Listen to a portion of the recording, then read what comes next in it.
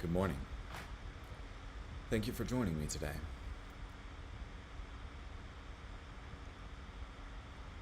This morning we'll be in 1 Samuel chapter 18, verse 5, through chapter 19, verse 24.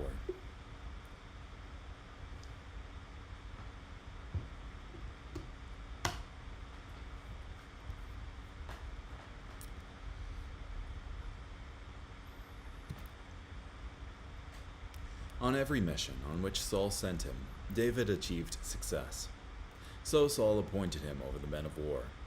This pleased not only all the army, but also Saul's servants. When the men arrived after David returned from striking down the Philistine, the women from all the cities of Israel came out, singing and dancing to meet King Saul. They were happy as they played their tambourines and three-stringed instruments. The women who were playing the music sang, "Saul has struck down his thousands, but David his tens of thousands." This made Saul very angry. The statement displeased him, and he thought, "They have attributed to David tens of thousands, but to me they have attributed only thousands. What does he lack except the kingdom?" So Saul was keeping an eye on David from that day onward. The next day an evil spirit from God rushed upon Saul, and he prophesied within his house. Now David was playing the lyre that day. There was a spear in Saul's hand, and Saul threw the spear, thinking, "I'll nail David to the wall." But David escaped from him on 2 different occasions. So Saul feared David, because the Lord was with him, but had departed from Saul. Saul removed David from his presence and made him a commanding officer. David led the army out to battle and back. Now David achieved success in all he did, for the Lord was with him. When Saul saw how very successful he was afraid of him. But all Israel and Judah loved David, for he was the one leading them out to battle and back. Then Saul said to David, "Here's my oldest daughter, Merab. I want to give her to you in marriage. Only be a brave warrior for me and fight the battles of the Lord." For Saul thought, "There's no need for me to raise my hand against him. Let it be the hand of the Philistines." David said to Saul, "Who am I? Who are my relatives, or the clan of my father in Israel, that I should become the king's son-in-law?" When the time came for Merab, Saul's daughter, to be given to David, she instead was given in marriage to Adriel, who was from Mahola. Now Michal, Saul's daughter, loved David. When they told Saul about this, it pleased him. Saul said, "I will give her to him, so that she may become a snare to him, and the hand of the Philistines may be against him." So Saul said to David, "Today is the second time for you to become my son-in-law." Then Saul instructed his servants, "Tell David secretly, the king is pleased with you, and all his servants like you, so now become the king's son-in-law." So Saul's servants spoke these words privately to David.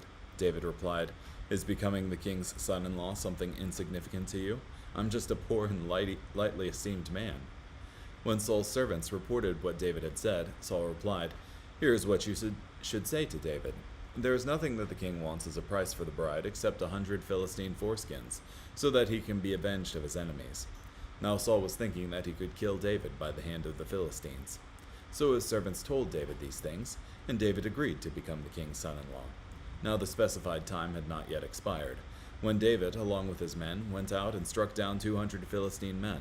David brought their foreskins and presented all of them to the king, so he could become the king's son-in-law.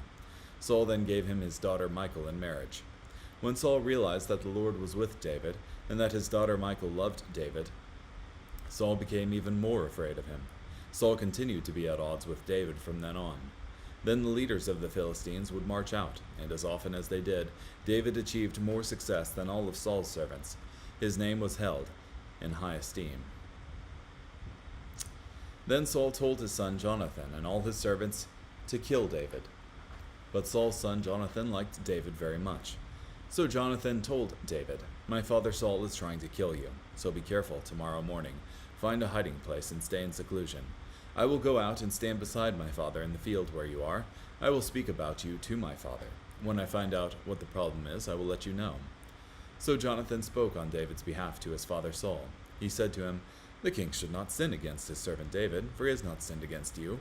On the contrary, his actions have been very, very beneficial for you. He risked his life when he struck down the Philistine, and the Lord gave all Israel a great victory. When you saw it, you were happy. So why would you sin against innocent blood by putting David to death for no reason?" Saul accepted Jonathan's advice and took an oath. "As surely as the Lord lives, he will not be put to death." Then Jonathan called David and told him all these things. Jonathan brought David to Saul, and he served him as he had done formerly. Now once again there was war, so David went out to fight the Philistines. He defeated them thoroughly, and they ran away from him. Then an evil spirit from the Lord came upon Saul. He was sitting in his house, with his spear in his hand, while David was playing the lyre. Saul tried to nail David to the wall with the spear, but he escaped from Saul's presence, and the spear drove into the wall. David escaped quickly that night. Saul sent messengers to David's house to guard it and to kill him in the morning. Then David's wife Michal told him, "If you do not save yourself tonight, tomorrow you will be dead." So Michal lowered David through the window, and he ran away and escaped. Then Michal took a household idol and put it on the bed. She put a quilt made of goat's hair over its head, and then covered the idol with a garment. When Saul sent messengers to arrest David, she said, "He's sick." Then Saul sent the messengers back to see David, saying, "Bring him up to me on his bed so I can kill him." When the messengers came, they found only the idol on the bed, and the quilt made of goat's hair at its head. Saul said to Michal, "Why have you deceived me this way by sending my enemy away? Now he has escaped." Michal replied to Saul, "He said to me, 'Help me get away, or else I will kill you.'" Now David had run away and escaped. He went to Samuel in Ramah, and told him everything that Saul had done to him. Then he and Samuel went and stayed at Naioth. It was reported to Saul, saying, "David is at Naioth in Ramah." So Saul sent messengers to capture David. When they saw a company of prophets prophesying with Samuel standing there as their leader, the Spirit of God came upon Saul's messengers, and they also prophesied. When it was reported to Saul, he sent more messengers, but they prophesied too. So Saul sent messengers a third time, but they also prophesied. Finally, Saul himself went to Ramah. When he arrived at the large cistern that is in Seku, he asked, "Where are Samuel and David?" They said, "At Naioth in Ramah." So Saul went to Naioth in Ramah.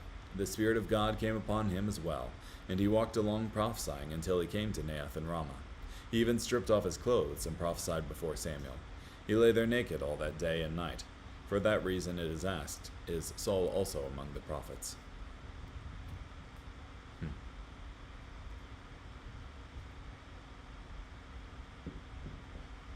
Yeah.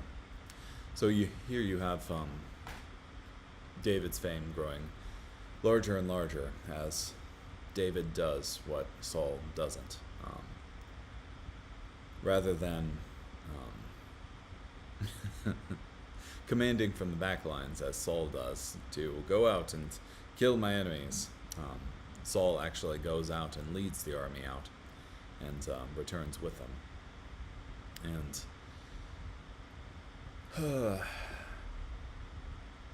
the Israelites are very happy about this, and they thereby attribute Saul has struck down his thousands, but David his tens of thousands. And Saul grows jealous of David and keeps growing more and more jealous of David, attempting murder on him many times here, and trying to use the hands of his enemies to kill David. Here, you can have Merab, my daughter, only make sure you go out and kill some more Philistines for me, David. And here's my daughter, Michal. You can have her if you and go out and kill some more Philistines. But each time David goes out, then he succeeds. And so he gets the king's daughter in his, as his wife. Jonathan tries to calm Saul down here and does so for a time. And Saul even swears on oath, "As surely as the Lord lives, he will not be put to death." I'm reminded chapters ago where Saul makes a similar oath, saying, "Cursed be the man who eats anything until I've avenged myself against my enemies," type thing. And he was very serious in following that oath. But this oath that he makes is soon broken, as his fear and jealousy overcome him. In verse 9, He was sitting in his house with a spear in his hand while David was playing the lyre, and he tried to nail him to the wall again. Michal helps David escape and puts a household idol in his bed with a head of hair made out of goat wool or whatever, goat hair. Which is conspicuous to me that there is a household idol in the house. What's that doing there? And then you have David escaping to Samuel. And it's interesting to me that Samuel's still alive at this point, and that rather than seizing David, Saul's servants prophesy instead, and multiple times, and so much so that Saul says, if you want something done right, you have to do it yourself, and goes down and also starts prophesying, which is interesting how God stayed the hand of Saul by making him prophesy. David went out. Oh, here's from Guzik. David went out wherever Saul sent him and behaved wisely. David was fully submitted to Saul and sought to serve him wisely in every way. David knew the way to be blessed. It was to work hard, to be a blessing to his boss. He would not undercut Saul's position or authority in any way. Where did Saul send David? Saul sent him over to the man of war. This is a remarkable promotion. A man perhaps in his young 20s is now a general in the army of Israel. And he was accepted in the sight of all the people, and also in the sight of Saul's servants. David quickly became popular both among the people and among the leaders, Saul's servants. This was not because David was a yes-man, people-pleaser, sycophant kind of man. David did not seek this popularity and did not depend on any of those carnal tools to gain it. David became popular because he was a man after God's own heart, and people could see the love, the wisdom, and the peace of God in him. We might imagine Saul's initial reaction was positive. Good, he thought. My new assistant is well received. Everyone thinks I made a brilliant choice in bringing him on staff. This is working out well. Saul has slain his thousands, and David his tens of thousands. David became unexpectedly popular.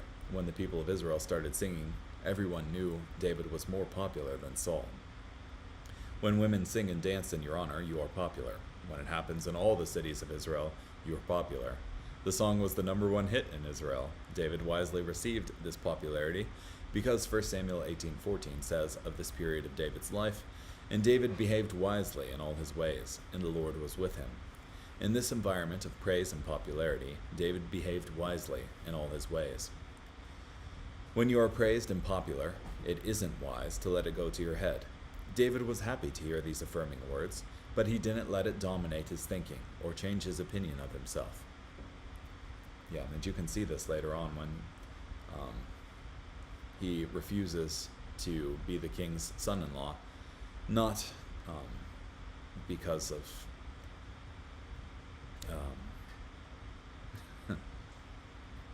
well, he refuses to be the king's son-in-law because he has such a humble opinion of himself. He kept the heart and mind of a shepherd, even in a season of great success. This wasn't easy. This was a test, one the devil wanted to use to bring David down, and one the Lord wanted to use to build David up. David never received this kind of affirmation when he kept the sheep. The sheep never danced and sang a song praising him. Now David faces the challenge of success. Many people who handle adversity well enough fall under the challenge of success. But because David could be so content and so happy before the Lord in keeping sheep with no praise or popularity, it put his heart in the right place to handle it when he received praise and popularity. Out in the shepherd's field, David had his heart set. I'm doing this for the Lord. I love the Lord, and my reward is from him. Because his heart was right in the shepherd's field, David behaved wisely in all his ways when praise and popularity came. We also see this by David's reaction to the scorn and criticism from his brother Eliab. When Eliab scorned and criticized David, David didn't like it, but it didn't crush him. It didn't deter him. Most people are corrupted by praise and popularity to the same degree that they are crushed by scorn and criticism. Because of what God built in him out in the shepherd's field, David could live his life more for the Lord than for people. It wasn't that David didn't care about people or what they thought, but he could put the opinion of man in the right perspective because he cared more about the opinion of God. Then Saul was very angry. Knowing his character, we are not surprised by Saul's reaction. Saul did not have a right or close relationship with the Lord. All he had to affirm his heart was the praise of man. So when David was more praised, it really bothered Saul. It is a bad sign in a leader when they resent or feel threatened by the success of a subordinate. It is a certain sign of weakness in a leader. Now, what more can he have but the kingdom? This is a typical overreaction in the proud and insecure. Saul could have thought, David did well, and he has his glory today. I'll keep serving the Lord and have this kind of praise another day. Instead, he overreacted and said, now what more can he have but the kingdom? However, there's another dynamic at work in Saul, a guilty conscience. He remembered the prophet Samuel told him, the Lord has rejected you from being king over Israel. Saul knew his sin disqualified him from being king, and he clung to the throne in the energy of his flesh. An honorable man would step down. But if Saul were an honorable man, he wouldn't be in this mess. Instead, Saul constantly worried, when will God cast me off the throne? Who will he raise up to replace me? This insecurity, born of guilt, also made Saul overreact to the praise and popularity given to David. Yeah. I imagine from that day onward, after being said the throne will be given to another, he would eye anyone gaining popularity in his court with some measure of suspicion. And I think that's been a popular thing for monarchs to do in the past, is in suspicion and fear that their family members might take their throne, they kill their own family. Yet the crowds did praise Saul. They did sing, Saul has slain his thousands. For Saul, it wasn't enough to slay thousands as long as someone else was slaying tens of thousands. So Saul eyed David from that day forward. Now Saul's mind is filled with suspicion toward David. He began to hear most everything David said with suspicious ears. He looked at David's actions with suspicious eyes. His thoughts were twisted by suspicion. He gave way to that devilish voice of envy, which was henceforth as a fire in his bosom, as a worm continually gnawing upon his entrails. He looked upon him with an evil eye, prying into all his actions, and making the worst of everything from trap. The distressing spirit from God came upon Saul. This distressing spirit was first mentioned in 1 Samuel 16:14. It came upon Saul, permitted by the Lord, when the Spirit of the Lord departed from Saul. David was brought into Saul's royal court to play music, so that Saul would be ministered to and soothed when suffering from the distressing spirit. And he prophesied inside the house. Why would a distressing spirit make Saul prophesy? Saul wasn't speaking from the Lord at all, and prophesied is a bad translation here. The Hebrew grammar here can be used of idle ravings, as well as of prophecy from the Lord. Saul simply babbled like a man not in his right mind. He was beside himself, made prayers, supplications, and incoherent imprecations. God preserve my life, destroy my enemies, or such like prayers, might frequently escape from him in his agitated state. From Clark. So David played music with his hand. The same hands that had killed Goliath and carried the trophy of his severed head now sweetly played music unto the Lord, ministering to a troubled king. David obviously had skillful hands, both in war and in music ministry. More remarkable was his humble heart. Most men, after the fame that came to David, would consider this kind of service beneath them. David was a general in the army, famous in all Israel, and had women dancing and singing his praises, yet he faithfully performed this job of personally ministering to Saul in music. But there was a spear in Saul's hand. David held a harp and played music with his hand, but there was violence in Saul's hand. And Saul cast the spear. If a spear is in your hand, you'll probably use it. As Saul held the spear, the distressing spirit moved upon him, and instead of receiving ministry from David's music, the distressing spirit prompted Saul to strike out at David. We must say that the distressing spirit did not make Saul do this, but the spirit prompted it. Saul was able to choose, will I do this or not? And he chose to cast the spear. The same music ministry once soothed Saul and made him refreshed and well, giving him relief from the distressing spirit. Now it is of no effect at all, and Saul even responds to David's music ministry with a murder attempt. David's music ministry or heart did not change. Saul did, and for the worse. Saul refused to receive from David's ministry, and that refusal set the stage for this kind of violence. Yeah, the music was the same, David was the same, but Saul, rather than choosing to accept the rest and peace here, instead gave way to suspicion and fear and tried to kill David. I'm reminded of the proverb, the wicked flee when none pursue. For he said, I will pin David to the wall with it. This wasn't an accident. Saul may have wanted it to seem like an accident, though he wouldn't admit it. His heart was set on killing David. He didn't want to just frighten or wound David.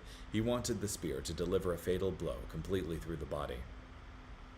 Yeah, premeditated murder. But David escaped his presence. Saul threw the spear, and it missed David. Perhaps Saul's aim was bad, affected by his poor mental and emotional state. Perhaps David saw the spear and ducked. Perhaps God simply supernaturally guided the spear to miss. However it happened, the spear missed and was on the floor, and David escaped his presence. Of many of us it would be written, and so picked the spear up off the floor, went over to Saul saying, if Goliath couldn't scare me, you sure can't. If Goliath couldn't kill me, you sure can't. And with one thrust of the spear, so pinned Saul to the wall. But David didn't pick up the spear. He didn't throw it back. He simply escaped his presence. No one could blame David if he struck back. It could easily be called self-defense.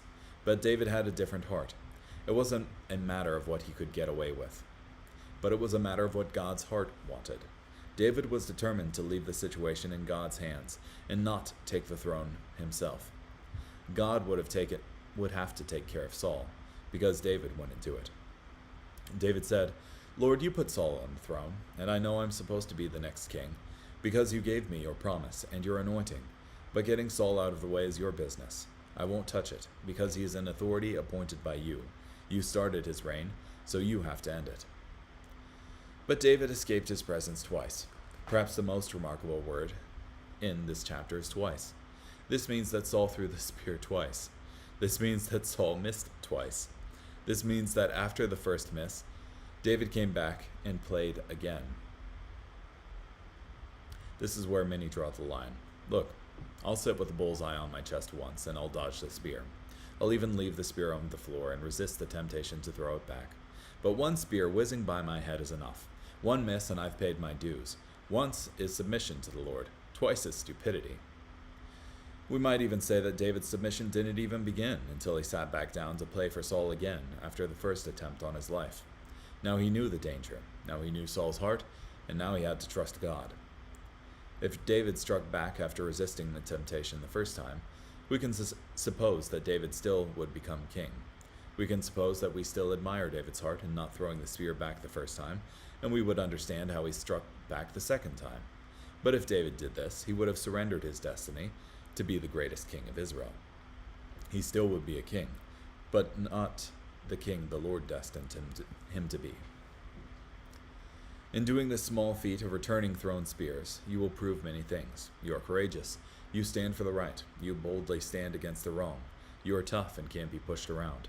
You will not stand for injustice or unfair treatment. You are the defender of the faith, the keeper of the flame, detector of all heresy. You will not be wronged. All of these attributes then combine to prove that you are also obviously a candidate for kingship. Yes, perhaps you are the Lord's anointed, after the order of King Saul, from Gene Edwards' Tale of Three Kings. Now Saul was afraid of David, because the Lord was with him. By all outward appearance, Saul is in control. Saul has the throne, Saul has the army, Saul has the spears, yet Saul was afraid of David, because the Lord was with him, but had departed from Saul. This made Saul uncomfortable with David, and made it harder for Saul to have David around. Therefore Saul removed him from his presence, and he made him his captain. Saul's desire was not to bless David, but to set him up for harm. Saul's jealousy has made him manipulative, working a hidden, secret agenda on David.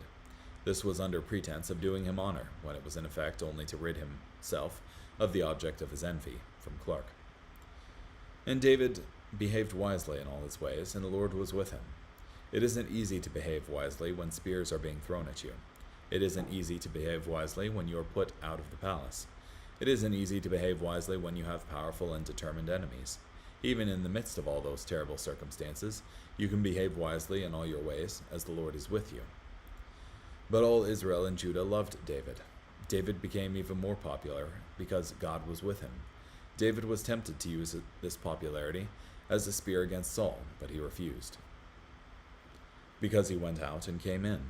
This is a Hebrew figure of speech, meaning David conducted successful military operations. God's hand of success was with David, even though Saul was against him. Saul might attack and pain David in any number of ways, but God would not allow Saul to have the victory. David was never a victim. He looked like a victim because he was attacked, but David behaved wisely in all his ways. So he did not give in to the victim's state of mind, thinking that his fate was in the hands of the one attacking him. David knew his fate was in God's hand and could have peace with that.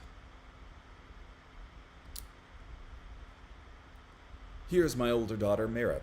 Saul had promised to give his daughter to the man who killed Goliath. Now Saul makes good on the promise, offering his older daughter Merab to David.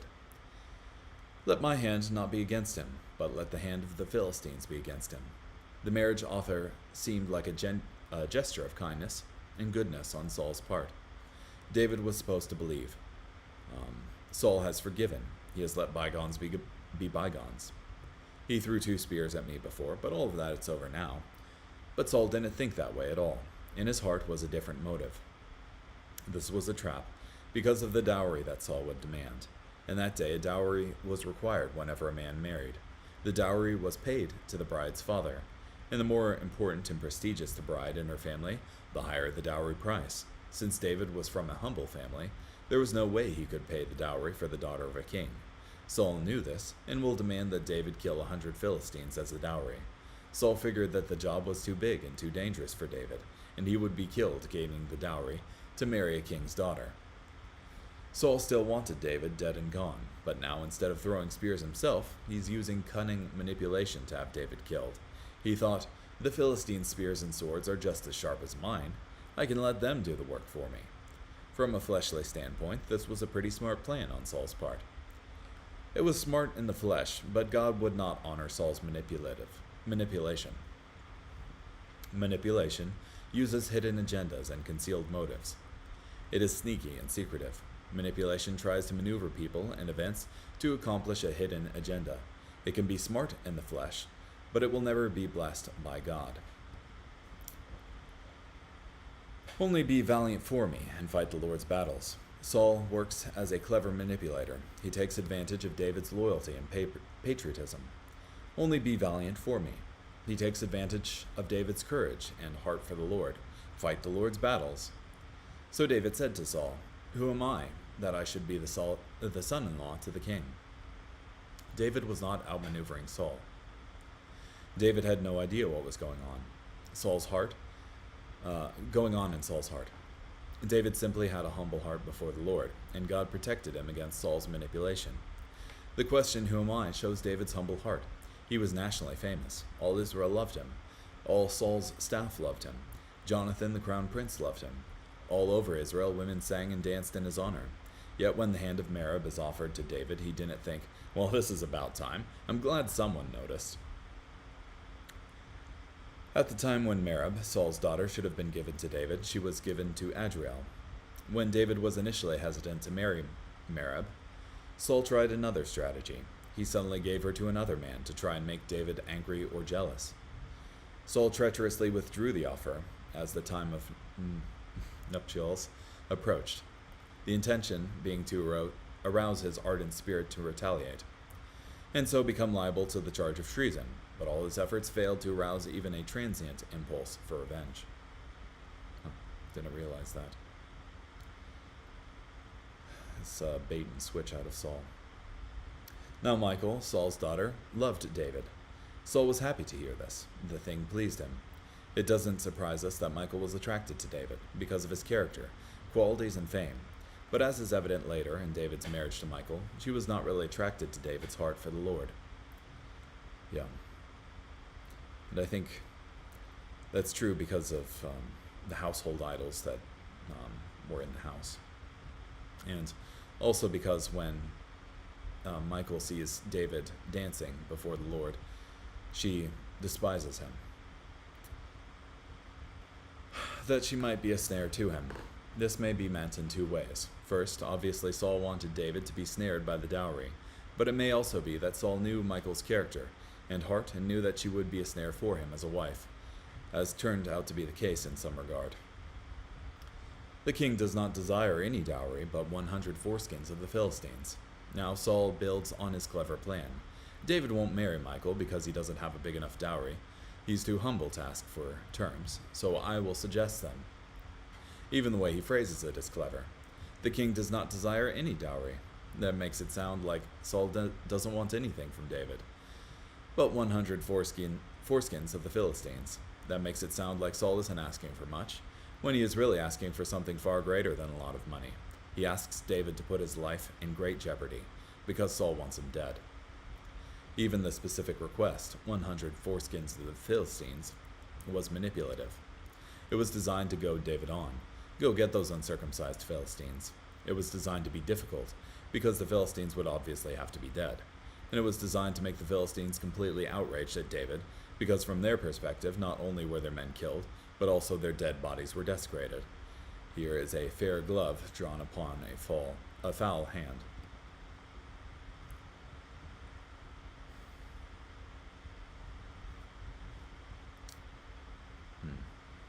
Not sure how to interpret the comments here. Word on paper is the vessel, the body. The true interpretation is the light. He that saith he is the light, and hateth his brother, is in darkness even until now. Yeah, I mean, Saul here claims a position of light, like that of Lucifer. He's Israel's king, and ostensibly he's a good leader, but on the inside he's full of hatred and murder towards David. What we believe in our hearts manifests in our actions, and so too it is here with Saul, and with David as well, because out of the good things of David's heart come good actions. Let's see, should I try for the next chapter here?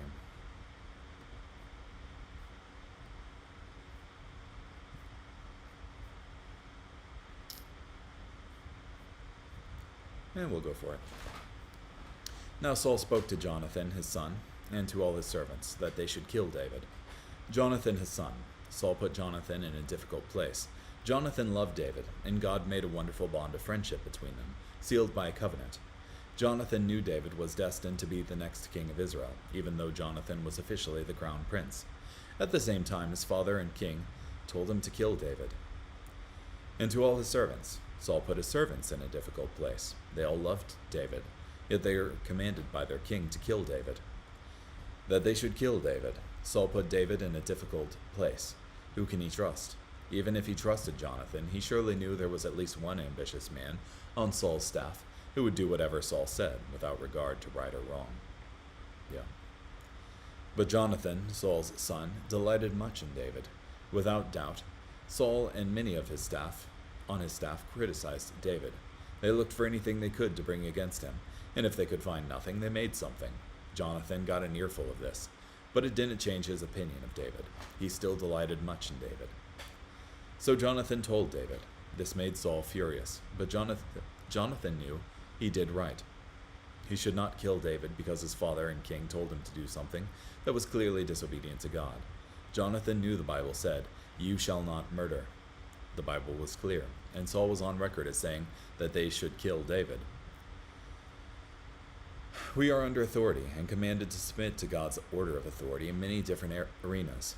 There is a biblical submission from children to their parents, from citizens to their government, from employees to their employers, from Christians to their church leadership, and from wives to their husbands. But in all these relationships, we are never excused from sin because we obeyed an authority that told us to sin.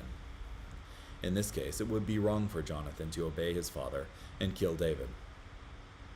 This was a case where Jonathan could say what the apostles said when they were told to stop preaching the gospel. We ought to obey God rather than men.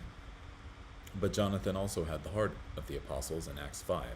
They were beaten severely and were willing to suffer for what was right before God, rejoicing that they were counted worthy to suffer for his name. Jonathan was willing to take his lumps for obeying God, and he did not whine about it. My father Saul seeks to kill you. Therefore, please be on your guard until morning, and stay in a secret place and hide. Jonathan did more than refuse to help Saul. He helped David. Jonathan could have said, "Look, I want no part in this. I'm not going to help my father to do something I know is wrong, but I won't try to stop it either. I'll just be neutral and let God work it out." But Jonathan didn't take that attitude. Now Jonathan spoke well of David to Saul his father. Jonathan did more than secretly help David with information. He also spoke well of David to his father. Jonathan let Saul know, "Father, you have a certain opinion of David, but I don't share that opinion. I love and support David, and you should also." That took a lot of courage, and it was the right thing for Jonathan to do. Jonathan spake good of David, which he could not do without hazard to himself. Herein, therefore, he performed the duty of a true friend, and of a valiant man. From Poole. Let not the king sin against his servant. Jonathan was bold enough to tell his father that his anger and jealousy against David was sin, and to say, "He has not sinned against you." Saul felt that David had sinned against him in some manner, and he felt righteous in his cause. Jonathan delivered a needed word of correction. And even as the king's son, to convict the king of sin is pretty brave. For he took his life in his hands and killed the Philistine, and the Lord brought about a great salvation for all Israel. Jonathan reminded Saul of these events because Saul colored them with a meaning that justified his jealous desire to murder David. Saul knew that David killed the Philistine, but he could not believe that David did it for righteous reasons. He thought, "David did it just to become famous and to take my throne. He's a grasping traitor. I'm justified in killing him because I have to kill him before he kills me." Jonathan tried to bring Saul back to reality. He reminded his father, "You saw it and rejoiced." It was as if Jonathan said, "When David first killed Goliath, you rejoiced just like everyone. Now Satan has filled your mind with envy and jealousy. Go back to how you thought before. Why then will you sin against innocent blood, to kill David without a cause?" In Saul's mind, there was a cause. In Saul's mind, David was not innocent. But the truth was that David was innocent, and there was no cause to kill him. Jonathan calls Saul back to reality. So Saul heeded the voice of Jonathan. This took real humility for Saul. It was easy to say, "I'm the king and I'm right. I don't care what you say." But in this case, Saul heeded the voice of Jonathan. Saul swore, "As surely as the Lord lives, he shall not be killed." This shows that the Lord had genuinely touched Saul's heart. God used Jonathan. But it wasn't the work of Jonathan. It was the work of the Lord, and Saul recognized this by declaring it on oath. So Jonathan brought David to Saul, and he was in his presence, as in times past. It seems to have all worked. The command to kill David is revoked. Saul and David are together again as in previous days. And there was war again. In context, this speaks more of war between Israel and the Philistines, but it was also true spiritually. At the end of 1 Samuel 19:7, there was a truce in the spiritual war involving David and Saul. But whenever we are at a time of ceasefire in the spiritual war, we know that the battle will begin again before long. It can always be said of our life, and there was war again. David went out and fought with the Philistines and struck them with a mighty blow, and they fled from him. Spiritually, these are warning clouds of a coming storm. It was David's success that aroused Saul's jealousy before. When David was successful again, surely Saul would be tempted to jealousy again. Now the distressing spirit from the Lord came upon Saul. Evil spirits were more than ready to attack Saul, where he was most vulnerable. The attack was on the way. And Saul sat in his house with his spear in his hand. Saul is in a bad place. He is tempted, and spiritually attacked, and now he's put himself in a potentially sinful situation. David was playing music with his hand, but Saul knew spears better than praise music. Yeah. And it's not good when you're being tempted like that to have the instrument of your temptation close at hand. That is, Saul's sitting around with a spear in the same position that he was previously. Then Saul sought to pin David to the wall with a spear. Saul wavered from his change of heart and broke his oath to not kill David. All of that was thrown away as easily as the spear was thrown. But it didn't just happen. Saul was unprepared to handle temptation, unprepared to handle spiritual attack, and had the opportunity to sin close at hand. Most of us will trip up under those circumstances. Yeah, he set himself up for failure. But he slipped away from Saul's presence, and he drove the spear into the wall. David was gone, but the spear remained. The thing Saul didn't need, the spear, was left. The thing Saul really did need, the person David, was gone. Saul was a loser on both counts. So David fled and escaped that night. David never returned to the palace until he was king of Israel, some 20 years later. From now until the day Saul dies, David lives as a fugitive. Saul also sent messengers to David's house to watch him and also to kill him. Previously Saul swore, "As surely as the Lord lives, he shall not be killed." Now for the second time, Saul goes back on that oath. Yeah, and this time more intense than the previous times. In the previous times, Saul simply tried to pin David to the wall twice. Here, he tries to pin him to the wall, and then sends guards to his house to kill him. Michal, David's wife, told him. She saved the day. Michal was Saul's daughter, so this was a conflict of loyalties for Michal. Should she act in her father's interest or in her husband's interest? Here she made the right choice and supported her husband, David. Michal acts according to the principle of Genesis 2:24. Therefore a man shall leave his father and mother and be joined to his wife, and they shall become one flesh. Though the Genesis passage speaks specifically of the husband, it expresses a principle that applies to both partners in a marriage, that the former family loyalties and obligations take a backseat to the loyalty and obligation to the new family. Told him, Michal helped by warning David. She perhaps saw the hitmen coming before he did, and she also knew the character of her father better than David did. Michal was probably less surprised than David was to find hitmen from Saul against him. David did well to receive this warning from his wife. Sometimes men are so hard-headed and so hard-hearted that they never hear how God might warn them through their wives. If David had ignored this warning because he didn't like the source, he might have ended up dead. Michal let David down through a window. As David decided on a course of action, she was there to support and help him to put it into practice. Michal's help was successful because David fled and escaped. During this night, when men watched his house and David escaped, he composed a song unto the Lord found in Psalm 59. The introduction of that psalm says, "When Saul sent men, and they watched the house in order to kill him. In a time of danger, David could sing unto the Lord." And Michal took an image. The image was a teraphim, a figurine used as a household idol or as a fertility and good luck charm. In ancient Israel, teraphim were intended as help in worshiping the true God. They didn't think of the teraphim as other gods, but as representing the God of Israel.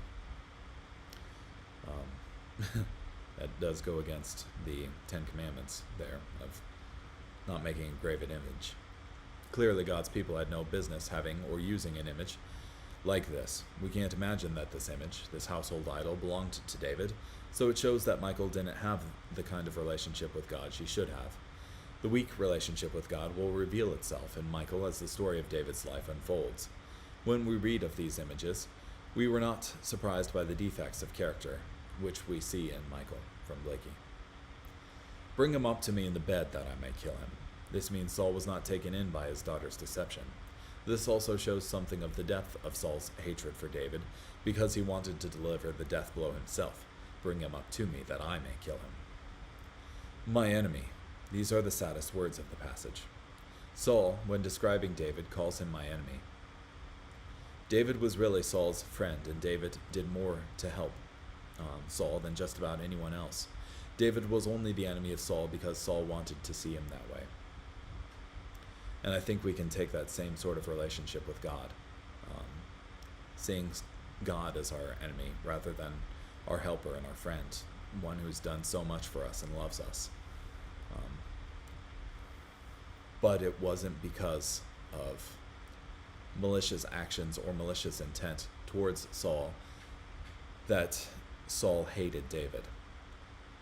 In the same way, it's not because of malicious intent or malicious actions to us from God that we've hated God. And he went to Samuel at Ramah and told him all that Saul had done to him. David did the right thing when in a difficult and confusing situation. He spent some time with a godly man. We can imagine David pouring out his heart to the prophet. Samuel, you anointed me king, and look what happened. I guess it isn't time yet, but why is it so hard? Does God want me dead? Why is the Lord allowing this? And he stayed in Naioth. The word Naioth comes from the Hebrew word for residence. This spoke of Samuel's home, which may have had the Naioth title itself, or it may have been some landmark or specific place in Ramah. Whenever Naioth is mentioned, it is associated with Ramah. Saul sent messengers to take David. Saul is wicked but persistent. We never admire the devil's work, but we can admire the devil's work ethic. When they saw the group of prophets prophesying and Samuel standing as leader over them, when the messengers of Saul came to capture David, they came in the middle of a worship meeting. Samuel and his students, the group of the prophets, were waiting on the Lord, worshiping him, speaking to the Lord and hearing from him. When it says that they were all prophesying, it isn't that they were all predicting the future. The Hebrew word simply has the idea of speaking under the inspiration of the Holy Spirit. They probably all gave spontaneous and inspired praise to God. The Spirit of God came upon the messengers of Saul, and they also prophesied. They were caught up in the atmosphere of worship and devotion to God, and the Spirit of God came upon them. This was an unusual work of the Holy Spirit, to come upon men who did not seek after God, who did not long to be filled with the Spirit. God did this to protect David, and this was his way of disarming those who came to capture David. This was also the Holy Spirit's warning to these men and to Saul. It is as if the Spirit said, I don't want David captured. I am sending these men home empty-handed. Instead of seeking to kill David, you should seek to be filled with the Spirit of God. And he sent other messengers. Saul didn't get the message, so he sent other messengers, but the same thing happened. They prophesied likewise. Saul didn't get the message, so he sent messengers again the third time, and they prophesied also. 3 sets of messengers came back, and God said the same thing each time through each of them.